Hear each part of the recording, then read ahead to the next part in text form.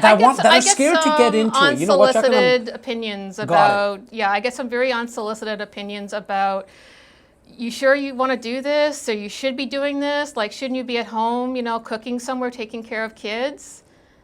No. I'm doing what I want to do. You do you, and I'll do me, and you want the job or not? If not, then there's the door.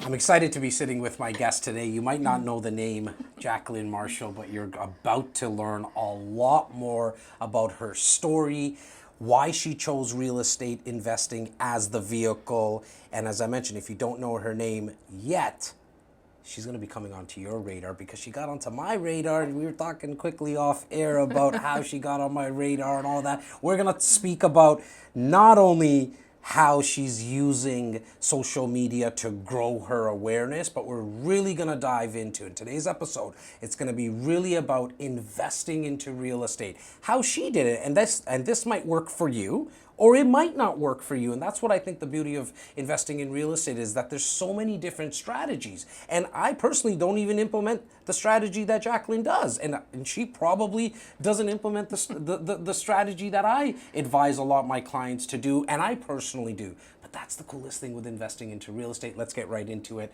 Jacqueline, thank you so much for joining us. Thank you. It's honor to be here. I gotta say big shout out to your mom, because there's no way I'm gonna use the name that she would be pissed off that if I did use. Yeah. So we are always gonna address you as Jacqueline. Yeah.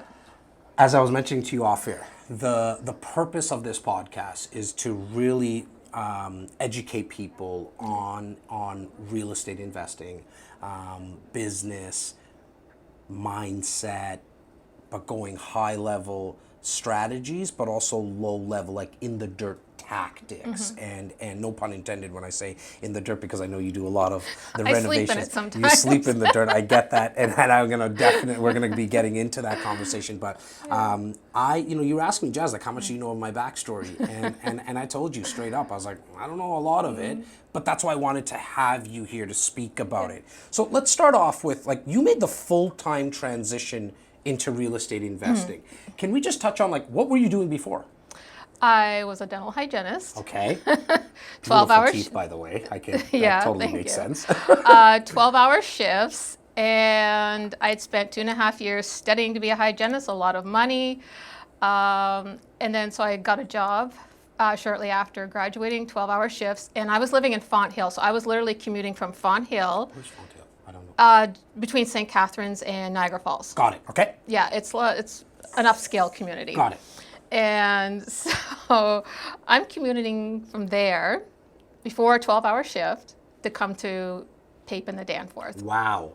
Doing a 12-hour shift and doing that commute back home 5 days a week, every second Saturday. For how long?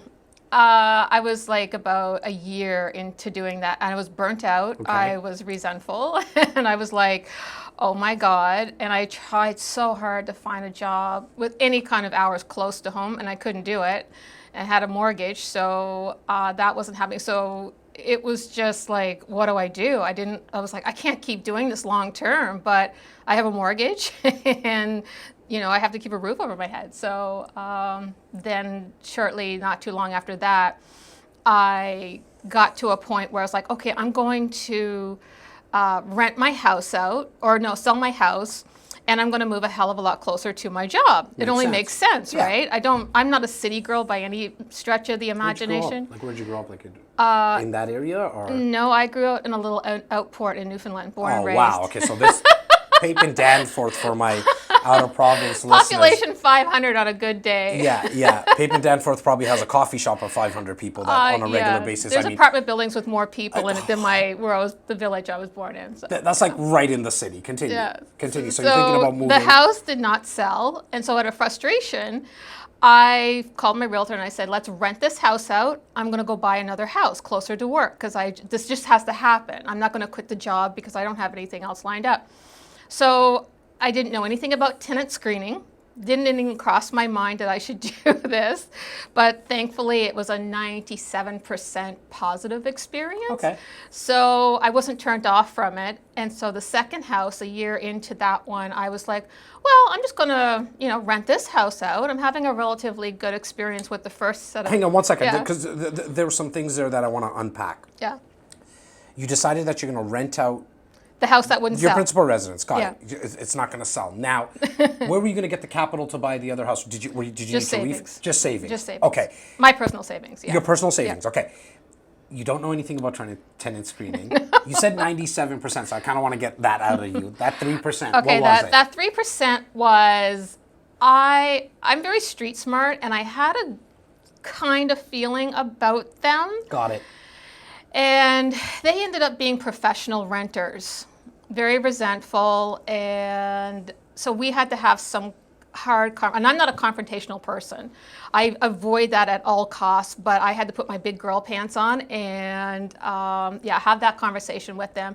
And so they bowed out. They agreed to move out, and very amicably. Nice. And so thank goodness.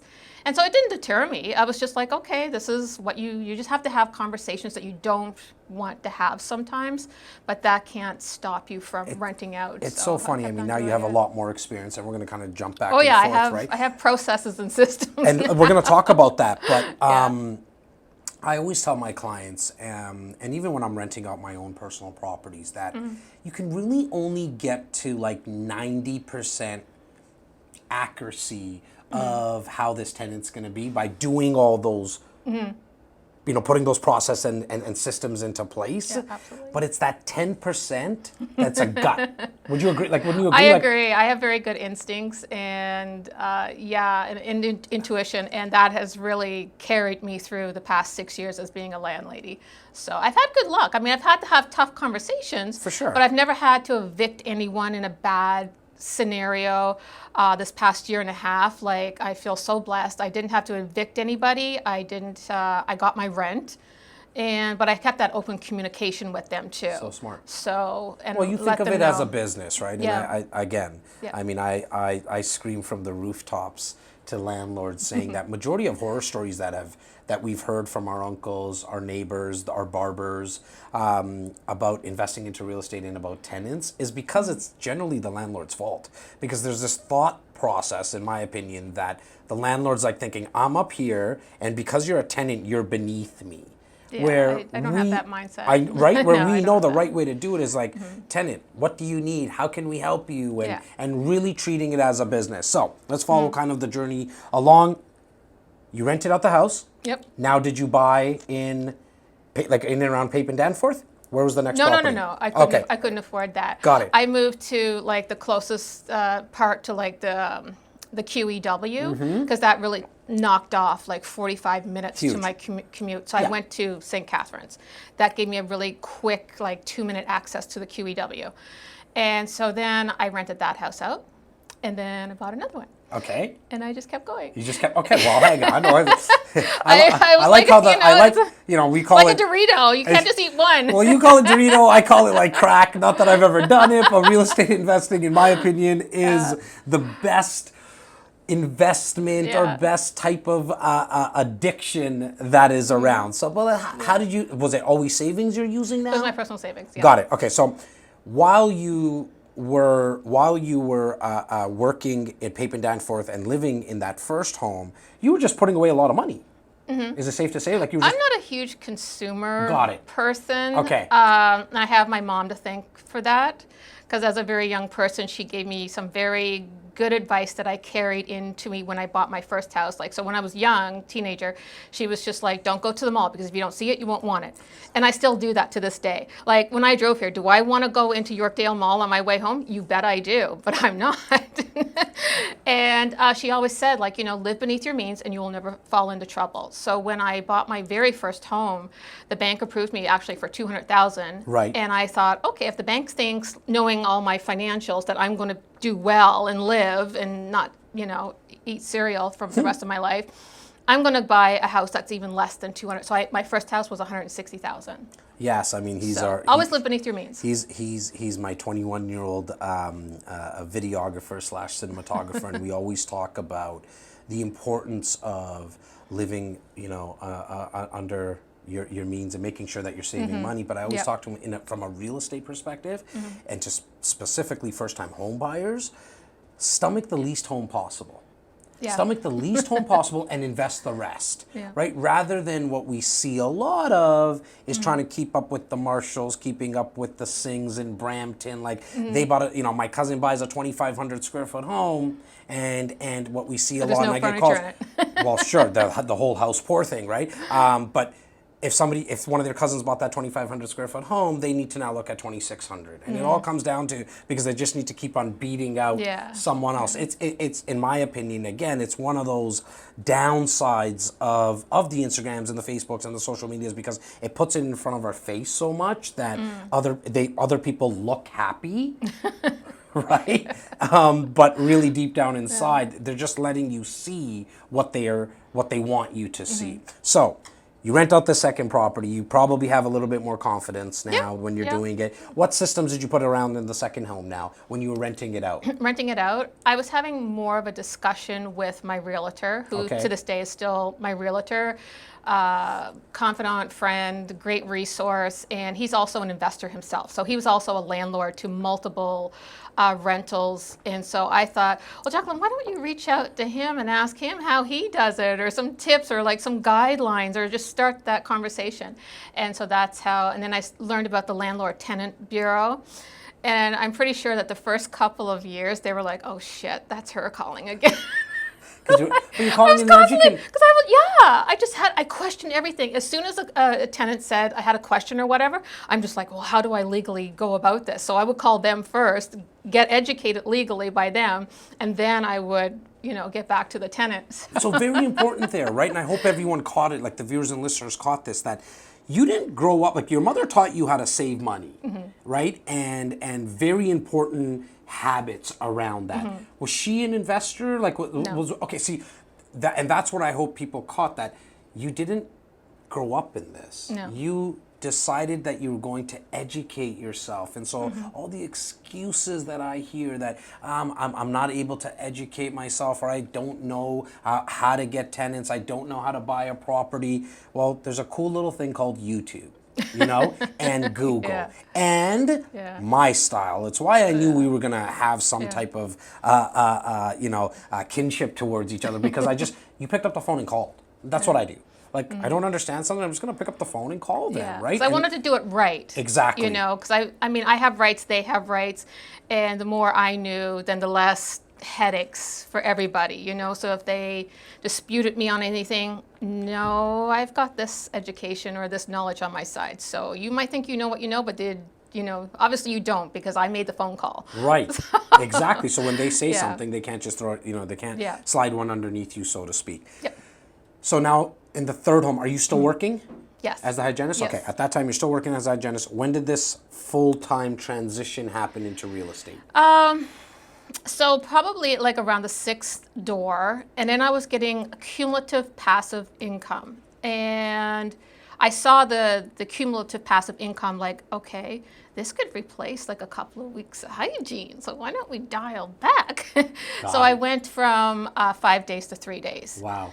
And I started dialing back, and then I had another conversation with the same realtor. I'm like, so Steve, this real estate thing, I think I'm onto something here. Like, the light bulb was starting to go off, because walking away from hygiene was not a thought yet. Right. So, and after that conversation of different ways and different avenues of how to invest in real estate, something that appealed to me and stood out was flipping. Okay. So I bought my first flip. Okay. What did you buy?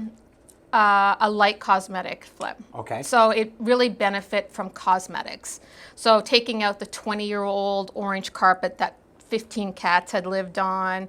I didn't buy a flip that required anything like new windows, new roof. I didn't have to waterproof, so I didn't take that on, because if I had graduated to flips like that, but if I had, I would have run for the hills. I would have been like, holy crap, I'm not leaving hygiene. I'm crazy. 100%. It's too much. It's too much to handle. So, but it was a slow uphill battle learning. Well, I love your strategy. I love your strategy.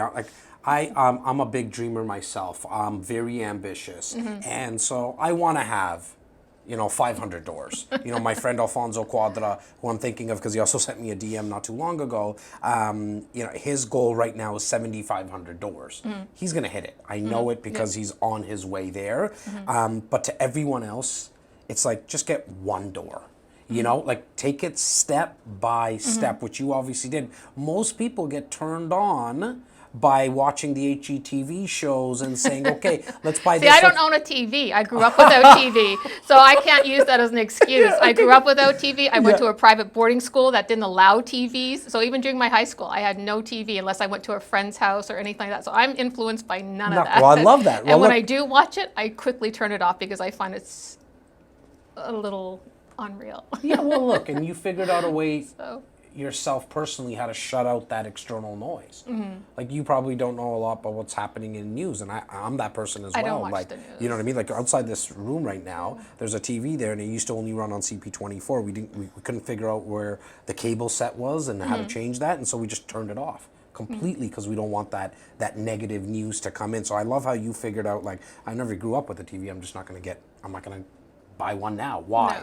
No. But what I was saying is the fact that you were able to say, okay, you know what? I'm not going to get influenced by doing a big flip. Let me just start very, very small. What was that property though? Like, was it a single family home? Yeah. And, okay. Beautiful property in Welland. Oh, nice. Okay, so you're staying kind of right in that whole night, like yeah. you're, that. I hadn't moved out of the area yet. Got it. And Yeah. do you kind of remember what you bought it for? And what year? I'm going to say it's a little over 3 years ago, and about, I think it was 180. So 180, 180, 3 years ago, so 182. 2018-ish? 18, 19, yeah. Okay, you could still find property for 180, but I mean, it's gone up, but I mean, Yes, it has. It's still relatively lower than where the numbers I deal with here in the GTA. So I think those are, like, I love that Niagara region, by the way, because there's a lot of tenants and there's a lot of room for growth as well with transit coming. Yep. 180,000. What did you do to it? What kind of cosmetics? How much? Entirely new paint, entirely new flooring, whether it was a high-end laminate. I put hand-scraped engineered wood in it, which I bought a whole skid of for $400, no tax. Yeah. Just, where'd you find Restore. that? Love it.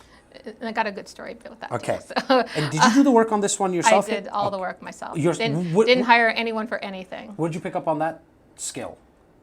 Like, Just of doing all the work? crazy.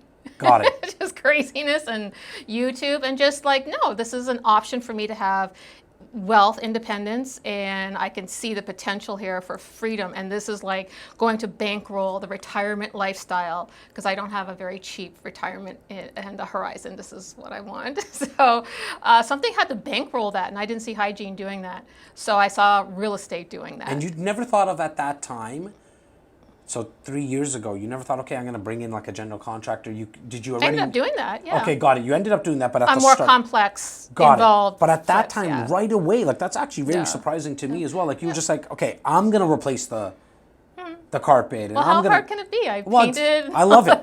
Well, look, I mean, the team knows around me here. Don't put a hammer in my hand. So, I like, flipped that on a 10K budget, not a penny more. wow. So you I spent have it on my 10K. Instagram. Yeah. I love it. I have Well, it on we're my going to talk Instagram. about your Yeah. Instagram, and yes, make How sure I flipped to. this house for 10K. I love it. Yeah, yes. Make sure that we bring up the Instagram profile in the video because it's amazing, and people are going to get to see exactly what Jacqueline does. And you share all the content, which again, I want to. I want to show people that you don't have to like. You don't need an 80 or 100,000 budget. I mean, obviously, if you're in that neighborhood and you bought a $700-800 million home, obviously you can't get away with just $10,000 budget. But at 180, you could get away. So with it. 180, you put 10,000 in. We're into it at 190. Call it 200,000 with like your land transfer taxes and fees and all that kind of stuff. What did you flip that for? I believe it sold for 285, 290. Call it 290 for argument's sake. Yeah, it was around that.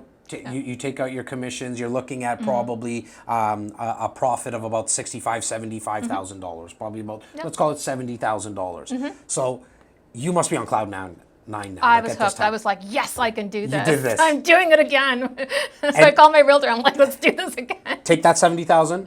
Yeah. Nice thing is you could have went to Vegas, could have went to Niagara Falls, which was 10, 20 kilometers away from the house, I'm sure, and put it on black or red. You didn't decide to do that. No, I didn't. You said, I'm going to take that money and do another flip. Yep. Okay. Did you now look for something very Similar. similar? Similar. So you're like, okay, I'm going to work in this niche now of finding homes in that 200,000 kind of price range. The second one, I did knock down a wall though, and had to put a support beam in. Got it. And I remember standing there going, "Oh my God, I just knocked a wall down! Like what have I just done?"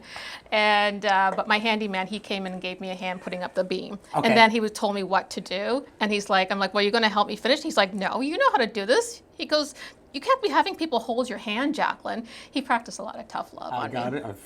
I would call him and ask him like, "Hey Tony, could you go over and fix this little plumbing issue over at on Sadler, like the tenants?" He's like, "No, you know how to do that. You can do it." Shout out to Tony. I'm like, "Yeah, hi Tony. Yeah. Thanks Tony for the tough love." For sure. And I'm like, "Don't you want to make any money?" And he's like, "No.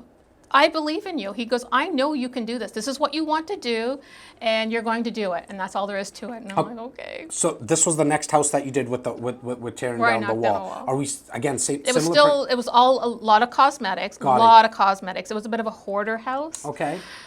Very, very smelly. For the first 2 weeks, I had to wear a mask with Vicks under my nose because Wow. of the smell. Yeah, that was pretty bad. Now, did you start to say, okay, I'm only gonna like? I'm sure when you walk into a home back then, in for the second one, or maybe now you're starting to get this feeling like you want to see that in a property, right? Because you know there's that. Because most people are going to shy away from it. I knew I could handle it. You I can knew I could handle it. My confidence was growing. Okay. Now, are you getting into, so for the property after that now, are we refinancing any of these properties? Are we pulling out No, equity I've yet? always bought, up to date, I Okay. have purchased all the flips in cash. In cash, okay. Mm-hmm. So what was the one after that then? What was the next property after that?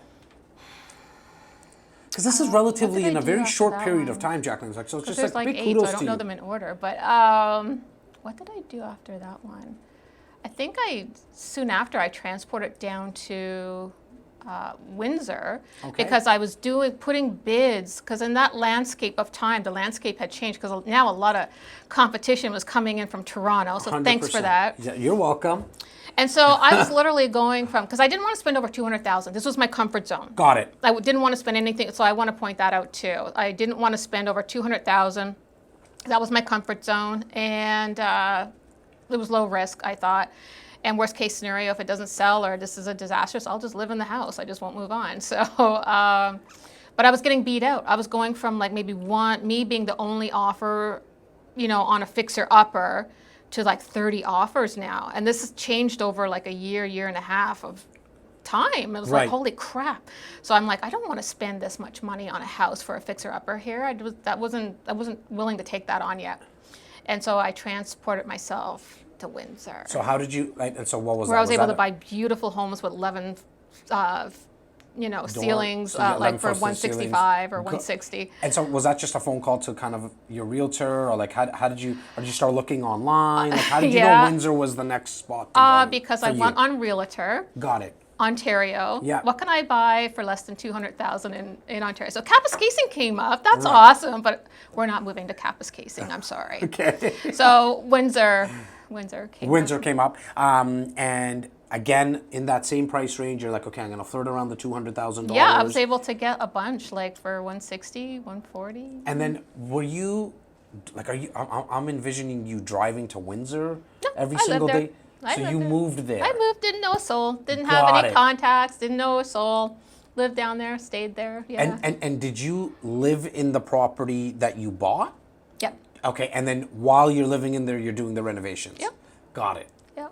And how's that? Like, how was all that? Just living in It was hard. a lot of It was dust, I hard. take it. Yeah. And we talked Because about I've been living in doing it for dirt. now for so many consecutive years. It was Right. starting to get on my nerves. Got it. But then COVID happened, so I got a little bit of a break. So. Right. Yeah. Now, what excites you now in terms of what type of properties? Because obviously we can't find anything for 200,000 even in Windsor at the time of this recording, fall 2021. What are you looking for now? What type of properties excite you? What are you willing to take on more with all Yeah. this confidence and experience that you've built? I think I want to point out, like, there's a lot of collateral beauty in things that you don't realize. Like, things will happen to you, or something happens in your situation, and you can let that be a roadblock to something, but it ends up being collateral beauty. Like, so like my first house that I tried to sell, if it had sold, I would have stayed in hygiene. I wouldn't be here. I wouldn't have what I have today. So you get frustrated and you get mad. Like, you're like, what the hell, you know? But obviously, you know, the universe had something else planned for me. And the same thing, and I hate to say it, but there's been some collateral beauty out of COVID the past year and a half, because I would have kept on going, flipping. But, you know, COVID happened, quarantine, and I was like, well, I don't have anything to do. Let's get on social media. Let's see what this Instagram is about. Yeah. Was it just literally one day you just said to yourself, I'm going to get on Instagram? Yes. I just sat there because I was quarantining, and I'm just like, well, I'm not going to sit here and watch TV, so let's just... and how have you enjoyed let's that? start Instagram. It was weird. I deleted it the first month. I deleted it and reactivated it a couple of times because I thought it was silly and a waste of time. Right. But the collateral beauty was that I had it for 5 or 6 months, and then last November I discovered the REI community.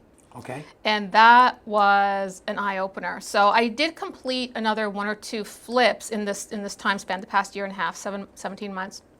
But I was also spending a lot of time with the REI community and discovering them and the knowledge. And then I was kind of like, well, you know what? I think I should start buying multifamily. So that's what's going to happen this year. So that's the collateral beauty out of all of this for me. Right. Yeah. Now and I love that word. And I got to be honest, I don't think I personally have heard anybody really use the collateral beauty. You think of collateral damage on the other end. So, you know, obviously it depends on what you want. Well, I think it's important to have a good mindset. Yeah. When negativity happens, you know, when it happens, you can either let that roadblock you, and that can be a stumbling block for you, or you can go, you know what, okay, this was just a shit show, gong show, and everything that could go wrong, went wrong.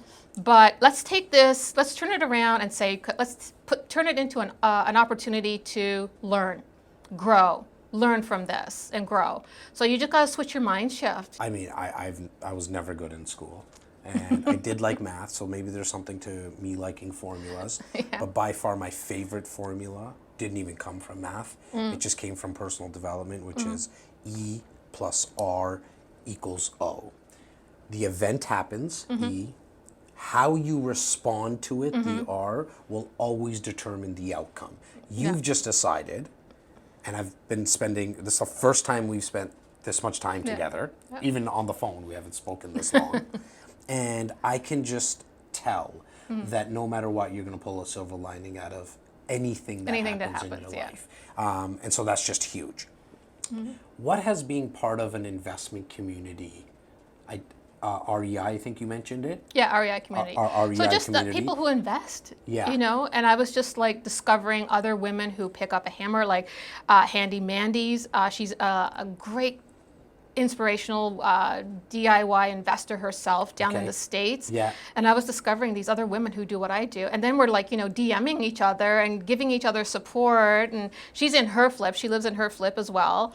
And mine and just other people, and I was just like, wow. And then there's just the whole scalability. So now I'm having another conversation with the same realtor that I have down there. I'm just like, guess what, Steve? This is what's happening this year. That we're going to look for multifams.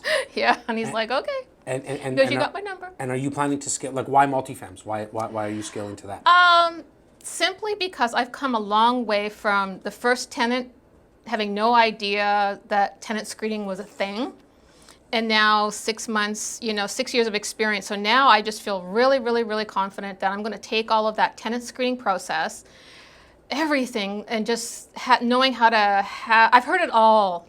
I'm sure other people have heard worse stories, but I've heard a lot of excuses over the past 6 years from tenants. And I've heard it all. I got tougher skin towards it now. And so I'm ready to, with confidence, take on multifamily. And if I get a property management company, then I just feel like I've got something to say. This is the conversation I'm going to have with you now to vet you, to see if I want to hire you.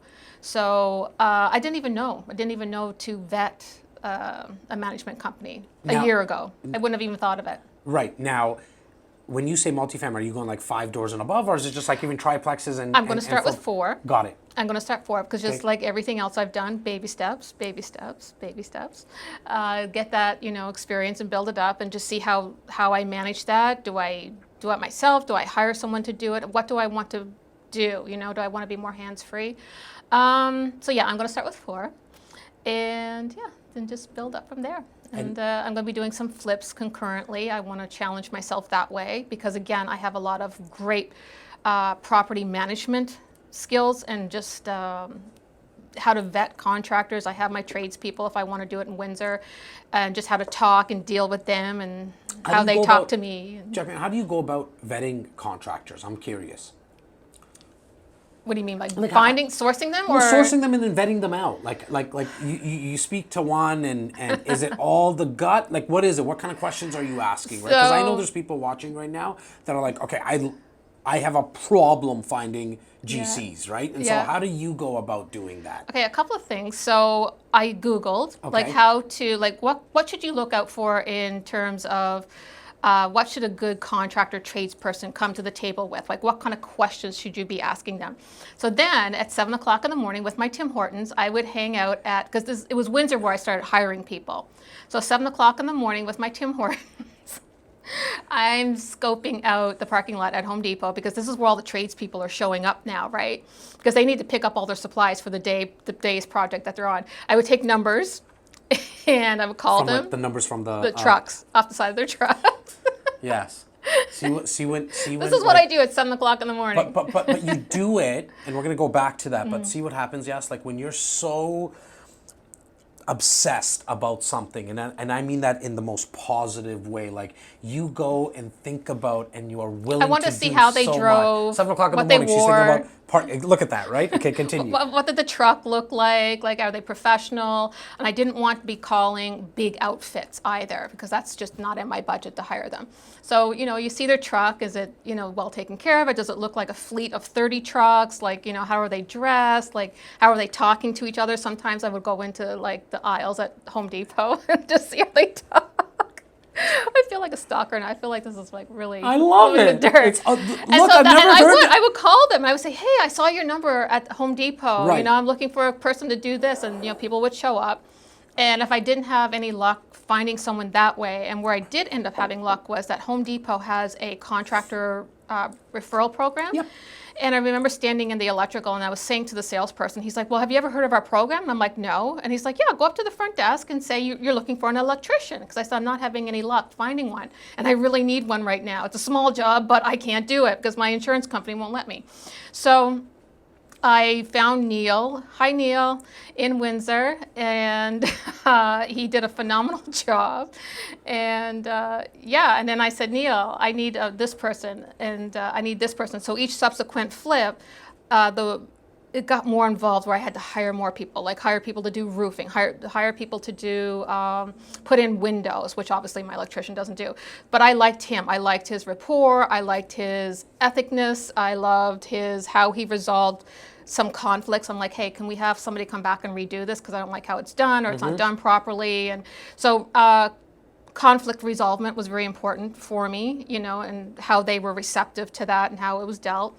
And so I knew that anybody he referred to me for anything, it was going to be the same like-mindedness. Right. And I just went with that theory, and it worked out for me. And I got some phenomenal tradespeople down in Windsor. So now, I really lucked out. Are you ever? Well, look, I think it's easy for you to say that you've lucked out. I think you've attracted it. In my like personally, I think because you're on this level of vibration that you're only going to attract. Like will always attract like, right? And I think that's just what's happening in your life. And you're definitely a result of all the thoughts and feelings that you put out there. Again, my personal take for somebody who's just kind of met you, but I like to think I'm a good judge of people. Can I just put a side note? 100%. Okay, so if you're a woman doing the same thing that I am, do not be intimidated. If a contractor shows up and starts giving you a little sass and attitude, or he's just downright ignorant, tell him, "There's the effing door. Don't let it hit you on the way out. Don't put up with any of it. Show them out. Next." Did you go through some weird shit? Like that's why I'm saying. Got it. What else is there that you might have went through? Because I have a lot of women listeners and viewers, obviously because of my looks, but it's not because of me. Trust me. That are scared to get into it. You know what, Jacqueline? Unsolicited opinions about. Yeah, I get some very unsolicited opinions about. You sure you want to do this? So you should be doing this? Like, shouldn't you be at home, cooking somewhere, taking care of kids? No. I'm doing what I want to do. You do you, and I'll do me. And you want the job or not? If not, then there's the door. Yeah. Yeah, you gotta politely. And move on. You and move when on I'm to the next person. outright, when people are outright ignorant to me, Yeah. that's when you see another side of me. Right. The side that doesn't mind a little bit of confrontation, obviously. I have no problem speaking up for myself. Right. Yeah. As you shouldn't. Good job. I will shove back. Are you As ever my looking, realtor can tell you. You know, I think it's a great segue into my next question because I was just going to say, are you looking for JV partners in general? But I think there's going to be a lot of women who watch this and say, like, I just kind of feel more secure doing it with someone like Jacqueline. Like, are you ever interested in joint venture partners? Or? I'm not close-minded to anything. Got it. Like, you know, I'm open to anything. But again, because of everything, I've discovered some fantastic female investors, very successful here in Ontario, and I'm meeting some of them next week in person. And some of them have some things under contract. So, but I also have some things in the works too right now. Right. So that I don't want to go into too detail 100%. because Yeah, until yeah. things are all signed off, I and totally agree. I don't publish it. But so I mean, so I'm really looking forward to like getting to know these women a little bit more because my philosophy is if I'm going to get into bed with somebody like that, I got to know you. We got to court each other a little bit, you know, and I got to know, you know, I want to come to where you live and, you know, and vice versa. And we just, because I'm not going to hand over money. Let's go for a drink before we go to the room kind of thing. Yeah, right? Like, I get that. I'm like that as well, right? Yeah. And any type but of I have a good relationship. vibe about these women. So, Good. But, yeah. But again, if I have somebody who might reach out to me and say, hey, can I get connected with Jacqueline? I mean, that's something that I'll probably just do through Instagram and stuff. What are some, you know, 1 or 2 tips that you can leave my investors with, like right from when you got started to where you are right now with the amount of doors you have and all the experience you have right now? I would say to conceptualize it, curate, and collaborate. Don't procrastinate on any knowledge or networking that you need to do to be successful and for scalability, because that could end up being, if you procrastinate on it, it could end up being one of your biggest liabilities. So. And you know, what I really took from this today, personally, Jacqueline, is just a reminder, right? Like when you don't know something, just go find out. Like go find it out. Well, that's my motto too. Like from the very beginning, I've been saying that for years. Like, don't let lack of knowledge, experience, or background hold you back, because you're just putting up self-imposed roadblocks, and you've already failed if you do that. So just cut that out. Hence why we have this massive sign above my head that says ready, fire, aim. Fire, aim. Pull the trigger. I know that screws with a lot of people's mind because we grew up being told to look before you leap. Don't pull the trigger until you actually have lined up the target. But I can tell you in business, and I hope you picked it up from Jacqueline today, that as you start to pull the trigger, you can then decide if you're too far left, too far right, maybe you're above or you're too low of the target, but you'll only find out if you consistently pull the trigger. Yeah. Thank you so much for your time today, Jacqueline. Thank you. I really appreciate you.